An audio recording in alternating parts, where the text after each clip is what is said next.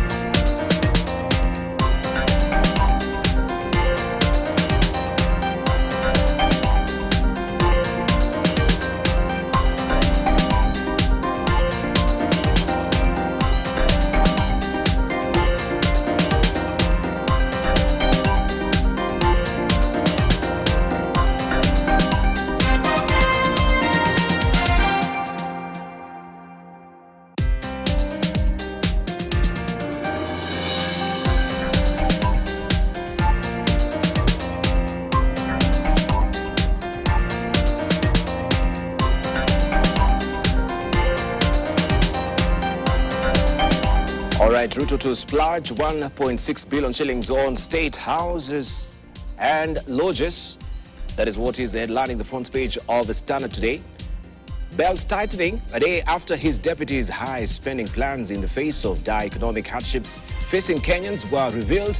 President Ruto's team targets to spend 1.56 billion shillings to renovate state houses and state lodges as lawmakers criticized 7.93 billion shillings recurrent expenditure as too high. You have a story on page 2 of the Standard today, and the figures are broken down here for you. 7.9 billion shillings, that is the State House recurrent expenditure, which our National Assembly Committee criticized as high. Also, 11 billion shillings amount to refurbish state houses and state lodges in a 12-year plan that began in 2015. And 1.6 billion shillings, the amount the State House wants Parliament to allocate for refurbishment of 3 state houses, 6 state lodges, and completion of civil works. That is the story that you want to follow inside the Standard today.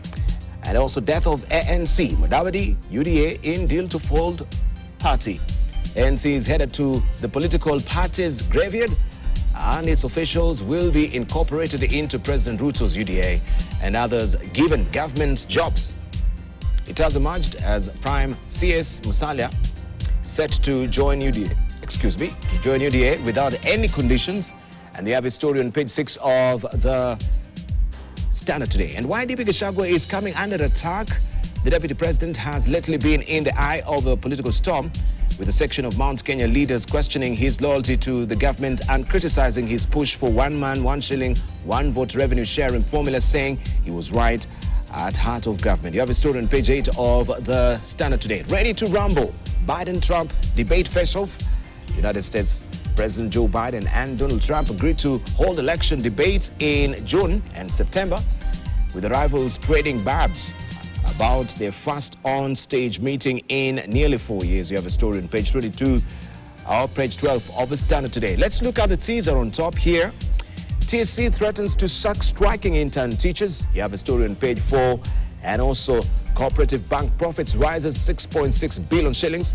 Why VAR could be scrapped. This is on page 32 of the Standard today. Remember, also for the young and the young at heart, you have the Pulse magazine coming in handy for you, and Thorny Crown. Read all about it inside the Standard today. This is how it looks. If it floats your boat, get it. All right, let's see what we have on the front page of the Daily Nation. Deep State House repairs money pit. State House Comptroller tells MPs President Ruto wants budget slashed. Scandal, the Treasury will allocate close to 1 billion shillings annually for 12 years from 2015 to 2027 to refurbish 3 state houses and 10 state lodges, according to documents before Parliament, revealing massive spending of taxpayers' cash on the buildings at the expense of more pressing issues, including funding for vital education programs. You have pages 10 and 11 of the Daily Nation this morning. And Kenya and Uganda strike SGR oil pipeline deals. And you can see an insert here. The president also having a bite, saying, quote unquote, we're here to implement that we missed in the 1960s when the formation of East African Federation was mooted. Kenya and Uganda have agreed to jointly extend oil pipeline from Eldoret to Kampala in our deal that will see Uganda directly import refined petroleum products through Kenya. Oil has tested the strength of a bond between the two neighbors, with the feud even spilling into the corridors of justice at the East African Court of Justice in Arusha. Follow the story inside the publication today, and we'll give you also the details in a news bulletin this morning. Haiti mission on as 200 police officers fly out next week. Officials aware of the deployment have revealed that the first team of about 200 officers is set to arrive in Caribbean nation next week. That story on page 8 is where it is all laid out for you for your reading. Lights, camera, empowerment. That is what is on the front page of or inside the DN2 Pull-On magazine. And budget cuts set to cripple learning in 4 university students who will begin the 3rd, 4th, 5th, and 6th years of studies in September in 4 universities are at risk of dropping out after the National Treasury failed to allocate any funds for their studies. That story, you can follow it inside the publication today. Limuru 3, sharp divisions as Mount Kenya meets one man, one vote, 1 shilling. Opposition politicians led by NAK Kenya leader Martha Karua converged today for the Limuru 3 summit, which appears to have split the populous Mount Kenya region down in the middle, with some leaders, including former presidential candidate Peter Kenneth, vowing to give it a wide berth. Even as he warms up to DP Gachagwa's overtures. You have a story on page 4 and 5 of the Daily Nation this morning. And the Star, why the squad has rocked Azimio's Mount Kenya troops. Exit plan. Karua group expected to make major statement today. They have protested over a scheme to push them out of the coalition. You have a story on page 4 and 5 of the Star today. And Kenya yields to Uganda's solo oil import push. And you can see also it's a deal. Exchanging hands there is President Yoweri Museveni and President William Ruto at State House Nairobi on Thursday. Museveni is in the country for a 3-day state visit to strengthen trade ties. This story tucked away on page 12 of the Star today. On the sidebar, tears as 6 Mai Mahiu tragedy victims buried. 6 of 8 family members who died in the Mai Mahiu flooding tragedy have been buried in Longonot, Naivasha. The 6, who included 4 children, were buried next to each other in a public cemetery a few kilometers from the scene of the tragedy. 2 minors were buried last weekend in their father's rural home in Kinangop. You have a story on page 3. And after rains, it's a dog's life for Kwa Ruben residents. The sting of poverty for Anastasia Modoni, not a real name, has now been worsened by the demolition of her 2-roomed Mabati structure in Mukuru Kwa Ruben, plunging her into squalor that she has strenuously fought to survive. You have a story on page 9. Route change for Ethiopia fertilizer after Lamu floods. The national government will use an alternative route to transport more than 60,000 tons of fertilizer destined for Ethiopia after floods swept away part of Lamu-Witu Garsen Road. Transport CS Murkomen said they will facilitate the transfer. And you have a story on page 10 of the publication today. Siasa magazine comes in handy for you. Party structure sets the stage for exciting season long before vote. All that tucked away inside the Siasa Pull and magazine. Ruto's tax reforms also is the topic. Finally, officers to leave for Haiti. That is what is headlining the front page of the People Daily. Deployment, which is behind schedule, has faced protracted hurdles and had at one point been declared illegal by the High Court. You have a story on page 4 of the People Daily. We are committed to honoring our international obligations as a government and nation. That is what the spokesman Mohora said. And why it will be tough for women to divorce husband. And you have a story on page 3 of the publication today there of the People Daily. What Ruto US trip means for Kenya. That is a story that you want to follow on page 14 of the People Daily as well. Why I need 2 billion shillings for luxury. And that is also in the publication today on page 5. And this is all about the renovation and car purchases for the Deputy President's office. You can read all about it inside the People Daily. KRA to miss target by 300 billion shillings despite new tax measures is what is headlining the front page of the Business Daily today. Payroll shortfalls hits record high. KRA nets 1.58 trillion shillings against 1.84 trillion shillings target. And the story continues on page 2 of the Business Daily. You can read just an excerpt of it. It says that Kenya Revenue Authority has recorded its highest shortfall in tax collection from employees despite the introduction of 2 new tax burns targeting top earners, even as the Treasury projected that the taxman would miss this year's target by about 300 billion shillings. A quarterly report published by the National Treasury shows that KRA missed its pay as you earn target by 72.3 billion shillings in the first 9 months of the financial year. You can follow the story there on page 2 of the publication today. Kenya-Uganda strike deal to extend oil pipeline SGR line to Kampala. And also on the sidebar, women outnumber men in KCB workforce. The number of women employees at KCB has now surpassed that of women for the first time on the back of new hiring pointing to the increased participation of women in the modern labor force.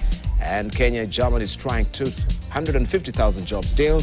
Cooperative Q1 profit up 8% to 6.5 billion shillings. And Gen Africa reclaims top spot as largest fund manager. You have a story on page 14 of the Business Daily today. Polisi wetu watatuliza Haiti? That is a question there.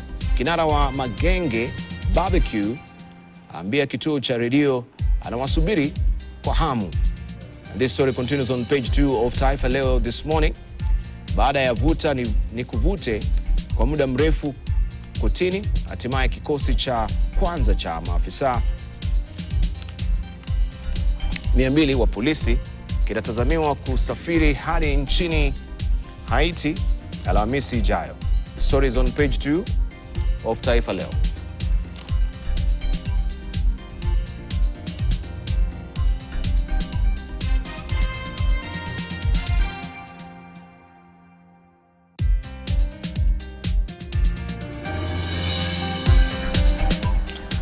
All right, continue there, and you can follow the story on page 20 of the Taifa Leo. And also, Kihika kufika mbele ya Seneti leo. Governor Susan Kihika kuhojiwa kuhusu Nakuru Memorial Hospital. That story on page 3 of the publication. In Uganda, new budget swells to over 70 trillion shillings. That is the latest there. The House Committee on Budget last evening tabled a revised proposal of the financial year 2020-2025 national budget by 13 trillion shillings to take care of recurrent expenditure and development projects, among others. You have a story on page 4 and 5 of the publication today. State visit, the deal that Museveni has secured in Nairobi. And now, how new taxes will affect you. You can follow the story on page 6 of the Daily Monitor. Remember, all the budgetary readings has been synchronized in East Africa, so every July we shall be, actually June, we shall be reading the budgetary estimates at the same time. This is the Daily Monitor, and you can also scoop the scoop for all the latest in entertainment news there. Fefe, from smallest rapper to biggest, all tucked away inside the publication today. All right. So there, I shall just try and mount more of the Citizen and the East African as well to continue pace with the conversation regarding what is in the dailies. But for now, let me just unveil our guest who are already here in studio, and we shall be analyzing how the week has been and talk about a raft of issues. Also, remember today is a big day in Limuru. We are waiting to see how that will pan out with the crest of Mount Kenya being under one banner and speaking in one voice. Going by the recent spate of course, divisions that has been there, even within Kenya Kwanza, as it is today, we'll know who is who and who will be showing up and how also that particular needle will be moving as far as facing the true north is concerned and the politics of Mount Kenya. Holding court this morning with Dr. Barak Muluka, who is a strategic communications advisor. Also, we do have with us Kaputo Arap-Kirwa, who is a governance and policy analyst. Chachil Suba, who is the executive director of the Kenya National Civil Society Center. Also, we have with us Professor Kiteke Jonah Kindiki, who is also with us this morning. Right, we continue apace with the conversation. Let me just introduce their voices as well. Barak Muluka. Hi. Hi, good to see you. Good to see you too. Yeah, the swimming pool. You don't talk about it. Some of the things that we leave them in-house. You don't try and, of course, hang my... enough said, huh? Enough said. Yes. Some of these things, you just leave them. And of course, you know, yesterday it rained heavily. Some of this... but you know, we are part of the cosmos. Some of this, yes, part of the cosmos. Out there. And these things afflict us everywhere. You're part of the cosmos. Starting from the homes that we come from. Yeah, it's the same challenge everywhere. The swimming pool. Swimming pool. We need to be amphibians. If you believe in evolution, because they always say that, of course, with the Darwinism. So if you believe in evolution, maybe we'll try and adapt. And you know, at some point, we'll be now developing some webbed feet. We need to regress. You know, just like President Moi, Barak Muluka likes using animals as a demonstration of things that happen here. Yeah, Mzee Moi was very good at looking at the natural life out there and finding parallels to what was happening within our own environment. Yeah. And now you see, if we do what we are being told, what you're saying, Ainea, that will be regression in evolution. We're supposed to be evolving to higher life. It looks like we have to regress to lower life to survive. So you need to develop wings. Yeah, that's what I'm saying. But the word evolution and regression, they don't really hang together. Because if evolution, it seems, is progressive. Yes. Yeah, so maybe developing webbed feet and also... But when I look at this country, I look at this city, I see regression. I was in Kaloleni where I grew up some years back, and you cannot just navigate your way through that place. It's regression. All right. Let's hear from Churchill Suba. Yeah, the last time we were speaking with Churchill Suba, you know, the intelligence was indicating when we look at the radar, somewhere in the bushes in Machakos. You can tell us what he was doing in the bushes in Machakos, but yes, good to see him, or it was in Kajiado County. You know, Machakos was, particularly the town, would have been the capital city, and actually did serve as capital city of... It's true. It was going to be the capital city of Kenya. Kenya. Yeah. Then as an enterprise of the British colonial occupation. So it's not as bushy in Machakos as you want viewers to believe. I'm good, and I'm glad to be here. Thank But Churchill leaves out the regressive part of it, that then whoever they were moved to Nairobi, which they called Fort Smith, and it was because of the rich river basin. Now ask yourself about the river that brought the capital to where it is. Just go and have a look at it. Regression. Regression. Yeah, but scientists, anyway, good morning. Good morning to you. But scientists have not proved where the point of where the revolution begins, the avos, you know, and where it ends, actually. You don't know now the destination. As my colleague Barak says that we need to be a more intelligent species, but maybe we are the last point of intelligence, and then we regress back to like an amphibian or something else, because you don't know now. They have discovered the evolution, of course, moving from a more intelligent species, and now maybe we have reached the end. And who knows? You might develop human beings to become amphibians. You never know, because to date, no scientist has discovered what will be the next level of intelligence. Look at what now is happening with the artificial intelligence.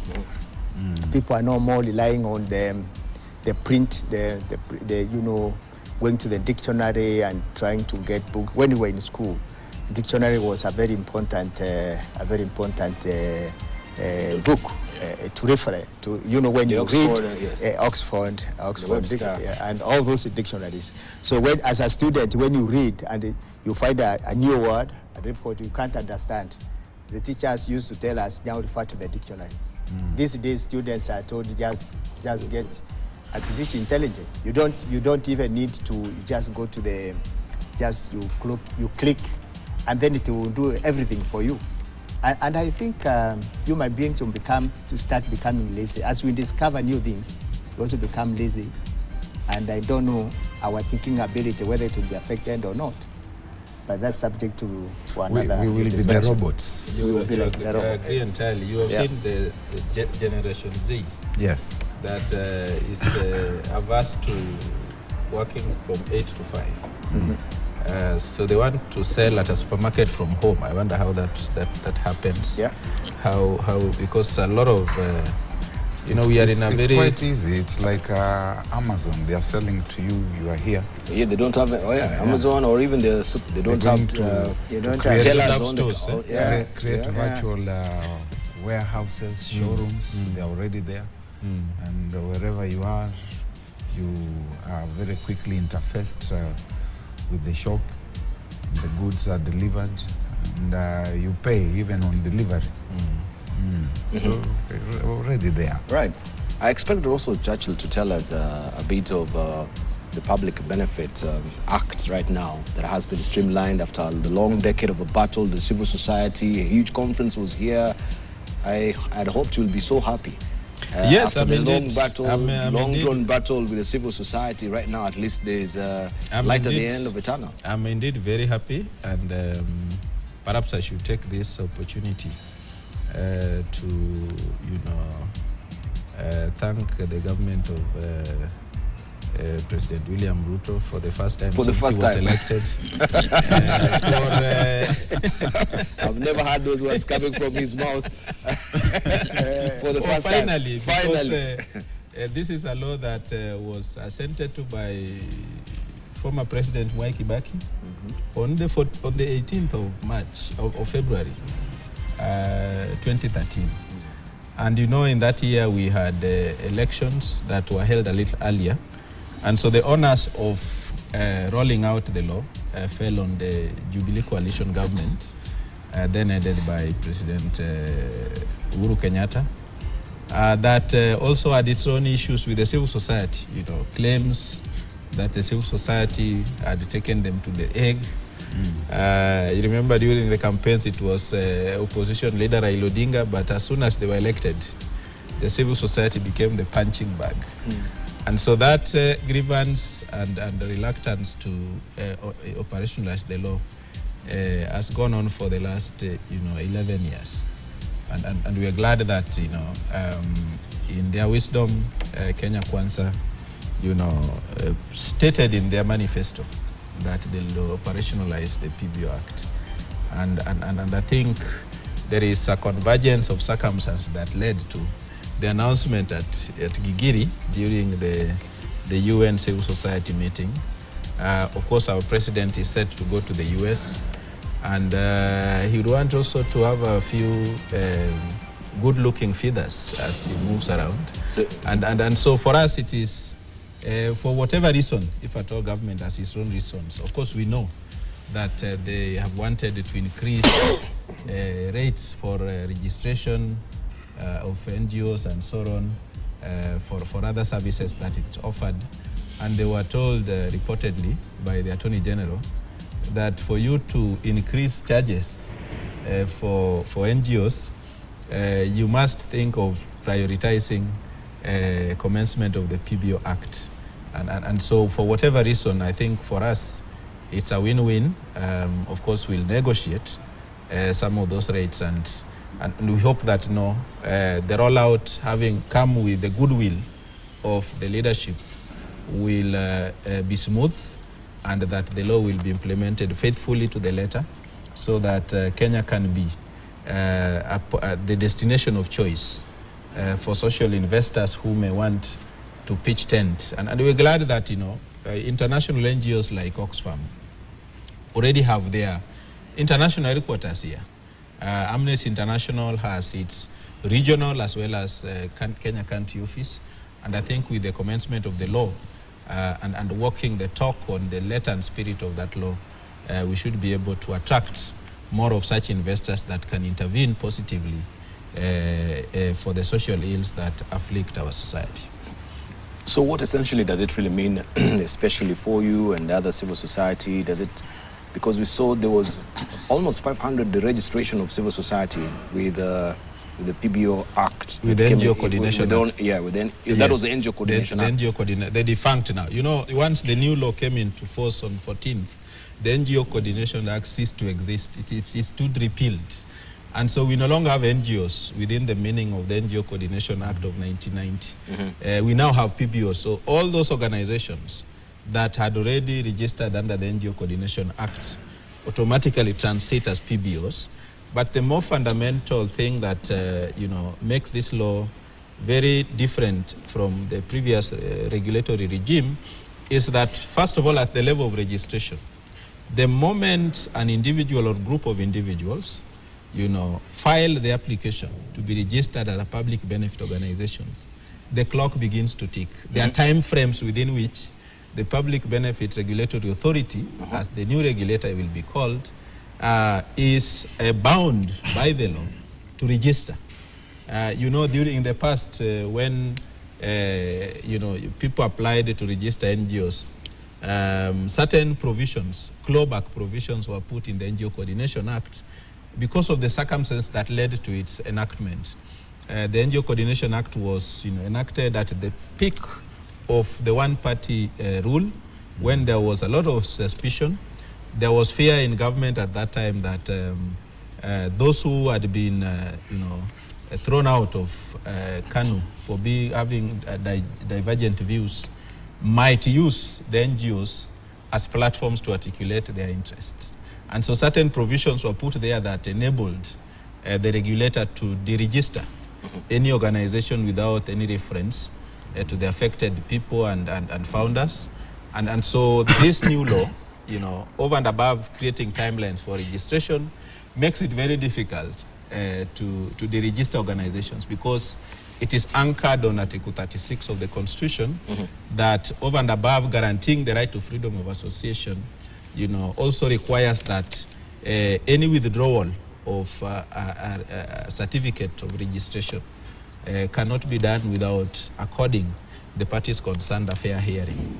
Then this new law also establishes a tribunal, just like it has done with the political parties, the labor movement and so on, even with the media. I think there is a communications tribunal and so forth. So if one is not satisfied with the decisions of the regulator, you can, complain to the tribunal. And the reason why that is important is because, unlike in the past when, cases affecting NGOs would take forever in our other courts, mainstream court system, the tribunal will specifically focus on matters affecting, public benefit organizations. Over and above the fact that it extends registration to even community-based organizations. The law that we have just rested on the 14th, the NGO Coordination Act, was specifically meant to regulate national and international. But the PBO Act extends that latitude for even community-based organizations to register under it, provided that those CBOs are formed not for the benefit of members but for public benefit. So there are many benefits that come with the law. And just as I finished, to cite section 165 of that law, that will enable public benefit organizations to engage in income-generating activities, provided that the proceeds are plowed back. And I think that at this point in time, when donor funding is shrinking, that would be very, very critical and enable groups to be self-reliant and gradually wean themselves off from over-reliance on external funds. So we'll see active marketing of NGOs as well, because it's not been a preserve of NGOs and civil society organizations. There'll be, for example, a public benefit organization may want to start, if you have the expertise, a consultancy alongside the humanitarian work that you do that generates income. So a lot of groups are already thinking along those lines.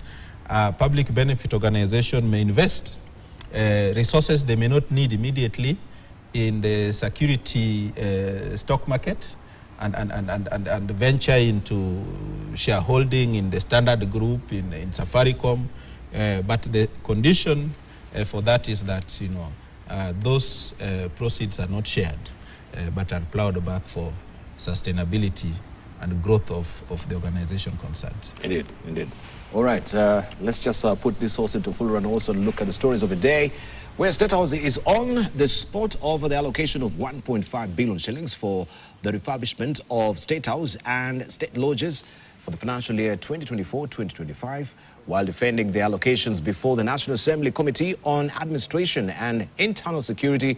State House also defended the planned recurrent expenditure of 7.93 billion shillings allocated for it in the next financial year. And as KTN's political affairs reporter Daniel Karuki now reports, State House allocations comes amidst a heated argument on the renovations of Deputy President and Rigathi Gachagua official residence and offices.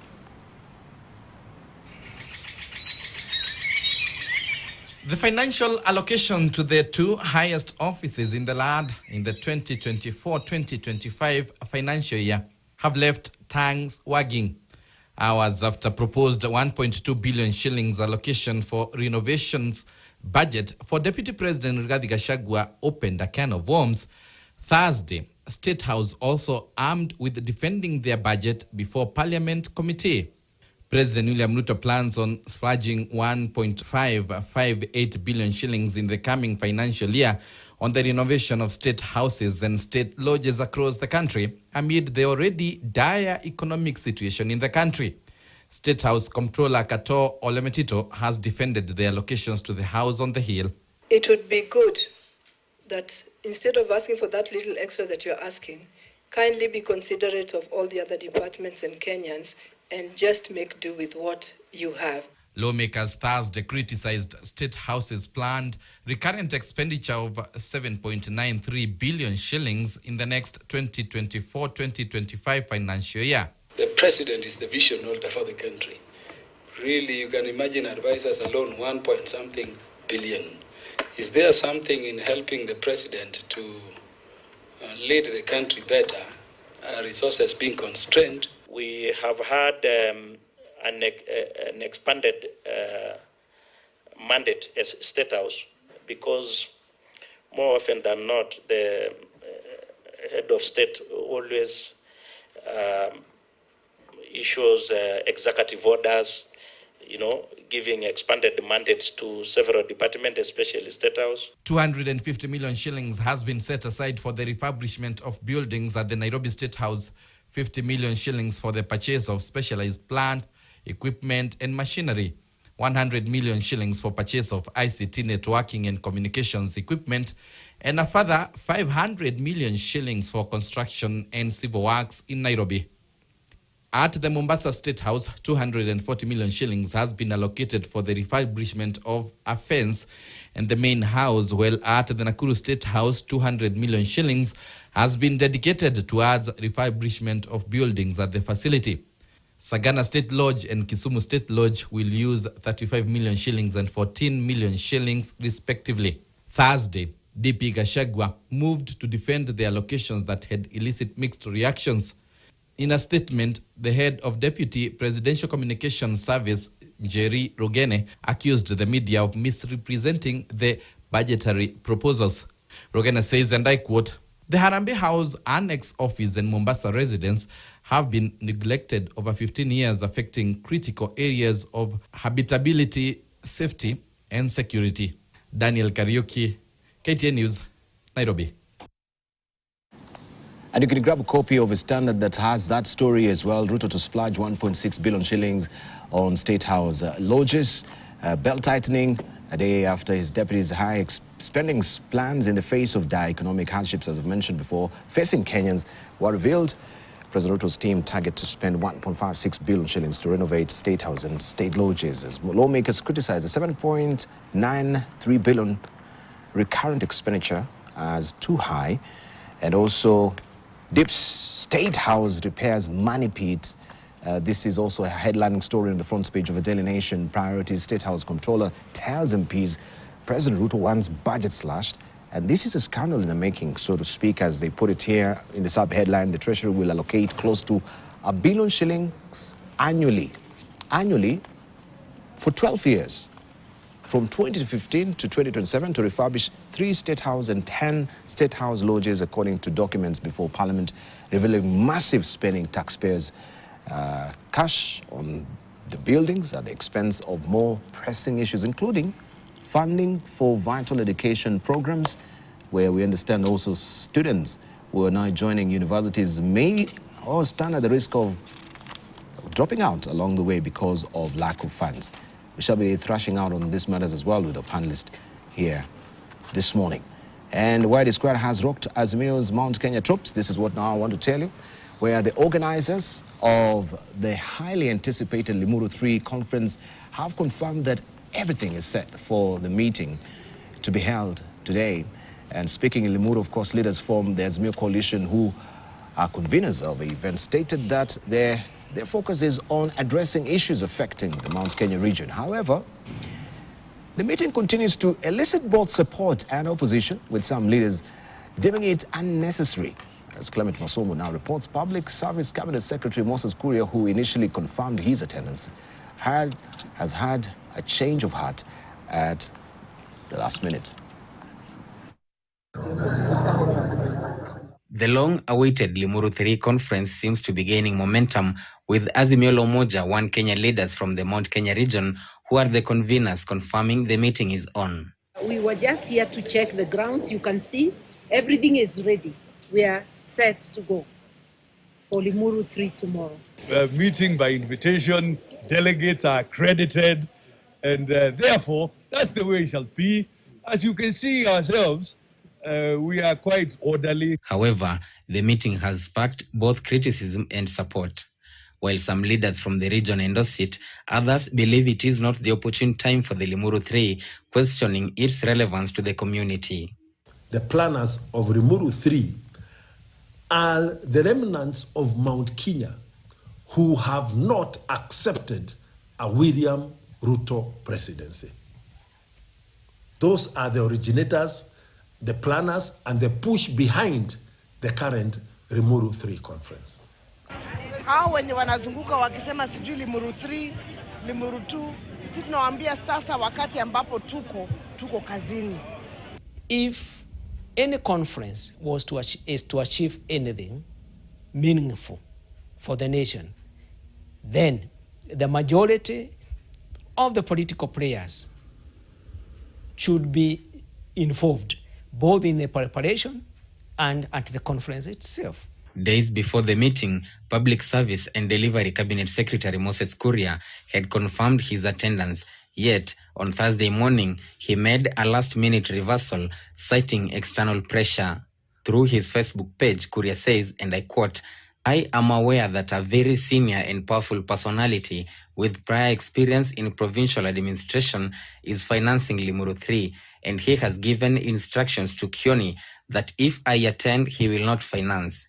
However, a section of leaders support the meeting, saying that every Kenyan has the right to convene gatherings, provided they adhere to constitutional guidelines. Therefore, because we cannot curtail, we understand that if they have complied with all the required regulations in terms of law, they can go ahead and express themselves. They can go and say whatever they want to say. If at all the meeting is planned and they have all the documents required, they can continue. We as leaders in Mount Kenya have no objection with what they want to do. Despite the conversation about Mount Kenya regional unity, Deputy President Rigathi Gachagua, the perceived regional kingpin, has maintained silence, raising eyebrows among the residents and leaders. It is Honorable Rigathi Gachagua who marshaled the efforts together with other leaders, and therefore, when we see Honorable Kionjore talking on trying to advise the President and the Deputy President on how they are going to have a working formula, we want to remind him that he was quoted saying that he don't trust the President. Kama hujatosheka na hiyo serikali, enda uda yako huko kando. Ama ugojea miaka mitatu, enda uga serikali yako. The DP's absence at two significant state functions, the National Tree Planting Day on May 10th and the swearing in of judges, hasn't gone unnoticed. Sources indicate that he retreated to his rural home in Madera, Nyeri County for strategic political consultations on maintaining his relevance in the region. Clement Masombo, KTN News, Nyeri County. And Kenya and Uganda have finalized agreements facilitating the importation and transit of refined petroleum products through Kenya to Uganda. This allows the Uganda National Oil Company Limited to directly import such commodities directly from the producer. The tripartite agreements, witnessed by President William Ruto and his Ugandan counterpart Yoweri Museveni, also include plans for extending the standard gauge railway to Uganda, as Jeff Kirui reports. Following the Kenya-Uganda joint ministerial meeting in Nairobi under President William Ruto's leadership, Uganda's President Yoweri Museveni has embarked on his first state visit during Ruto's regime to reinforce their commitment to implementing decisions made during the sessions. During the meeting held at State House Nairobi, the two leaders witnessed a tripartite agreement on the importation and transit of refined petroleum products through Kenya to Uganda. The tripartite agreement on the importation and transit of refined petroleum products through Kenya to Uganda, whose signing we've just witnessed, enables Uganda National Oil Company Limited to import refined product commodities directly from producers in different jurisdictions, thus bringing to an end the challenges faced by the sector in Uganda. We will continuously provide support to make sure that this new agreement is implemented, is functioning, and is mutually beneficial. Last year, Uganda's request to use Kenya's pipeline was denied due to the concerns about local oil marketing companies. It was alleged that the move would displace local oil marketing companies from using the pipeline. And in a move aimed at enhancing infrastructural networks, Kenya's standard gauge railway will extend to Kampala, Uganda. The meeting also emphasized the importance of extending, as I have said, the SGR from Naivasha to Malaba, but all the way to Kampala and DRC as an efficient and sustainable infrastructural artery for the transformation of goods. I'm very happy to be here, to be welcomed by His Excellency President William Ruto, to exactly implement what we missed in 1963.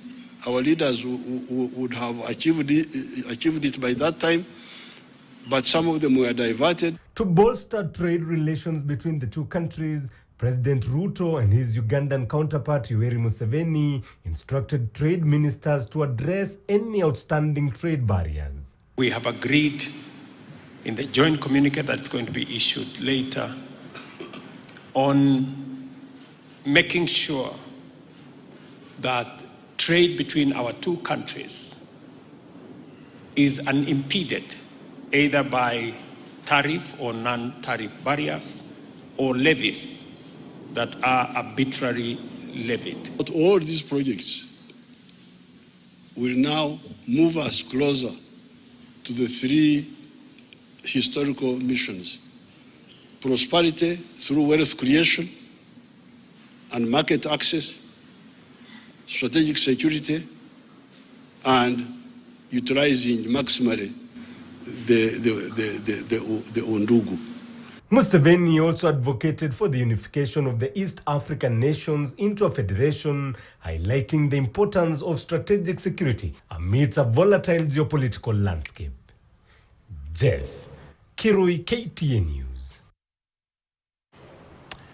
Well, to what the country has been talking about, a heart-wrenching story where a court sitting in Eldama Ravine has allowed the DCI to detain 5 Kenya Forestry Service officers for another 2 weeks to allow them complete investigations into an incident in which they allegedly assaulted a 19-year-old man to death.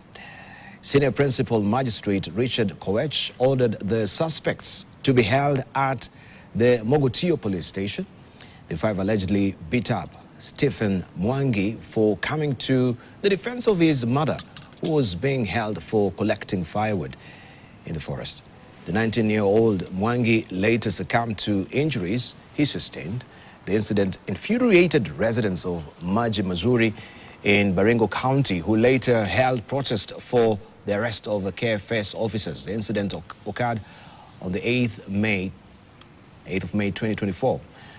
And the presiding magistrate agreed with the prosecution that the 5 could interfere with witnesses if they were released on bond or cash bail because they have police powers. And we just want also just to talk about this incident when in this epoch of time people can bludgeon one to death without any conscience. We're talking about man's inhumanity to man. This is one of them. And you know, the mother was just going by her duties, maybe of a day, to collect firewood to make something for the family. Barak, you want to comment on this? Because I really found it to be a bit bizarre that we have all these men coming down on this single young man, 19-year-old. I know Barak is onto something, so we can begin with you. We don't want to mention. You know the ball, the a coalition of civil society actors under the aegis of Missing Voices released its report about 3 weeks ago. And of the 100 plus extrajudicial killings that happened, we have never had most of these incidences perpetrated by the Kenya Forest Service officers. The most notorious, of course, are the police and followed by the Kenya Wildlife that has killed before in Nyeri and elsewhere. So this is a new, the KFS is breaking new ground, so to speak, and entering into the arena of extrajudicial killing of Kenyans. Whether the mother had actually felled a tree still would not have warranted. We have not had the accused. Of course, the matter is in court, but it's not yet, the trial has not started. It's completely unacceptable that people who are entrusted with the responsibility to protect, forests and forests for humanity are the same ones that are, killing people instead of finding a way of collaborating, because the KFS officers are not all over the forests, and I'm sure that they would want to partner with local communities to be telling them who among the neighborhoods could be a danger to the trees and the forest that they protect. Yet, we know that some of these killings happen because of the fear that if locals are allowed to venture into the forest to fetch water, because some of the streams actually flow through the forest, or to fetch firewood as the poor lady was trying to do. The fear is that these people would spot some of those forest rangers, illegally harvesting trees.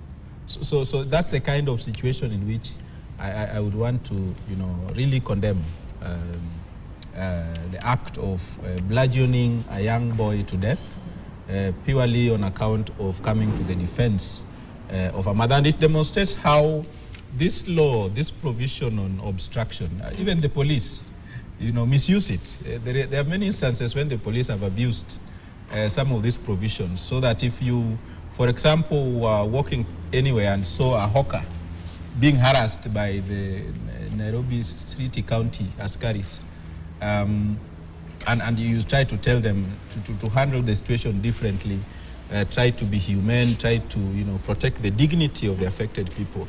They have always even abandoned whoever they are targeted, and come to the whoever is defending. And I remember a friend of mine whose name I'll not disclose on a national television, being thrown into a lorry and pelted with tomatoes that the Nairobi City County Askaris had confiscated from some of those hawkers.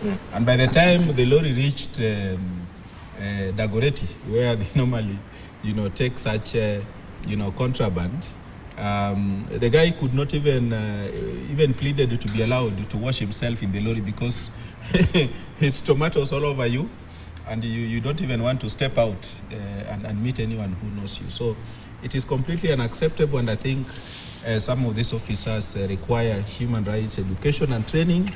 We have done considerable work with some of the police officers, but the numbers are huge.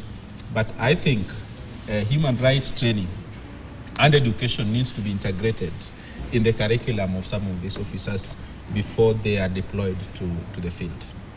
Right. It's ticking up to 7 o'clock. I think we should just take a short break. When we circle back, we shall look at that and the raft of issues as well. The big one being also this splurging of State House, 1 billion shillings a year for the renovation of the house on the hill. And of course, one will wonder why we'll need 1 billion shillings every year to renovate State House. So when we circle back, we shall be looking at that and other issues as well. And also the contentious financial bill 2024-2025 that has sparked a lot of reactions We will tease out some of those issues there. I know this will be, in the next few weeks as well, the topic of the day. So be prepared to have a bellyful of that from our conversations as well. But it's important, since also when you participate through the public participation, you have a rich stream of information to guide you and inform you on what to really ask and what to really debate for. We take a short break. You're watching Uongozi today here on Morning Prime.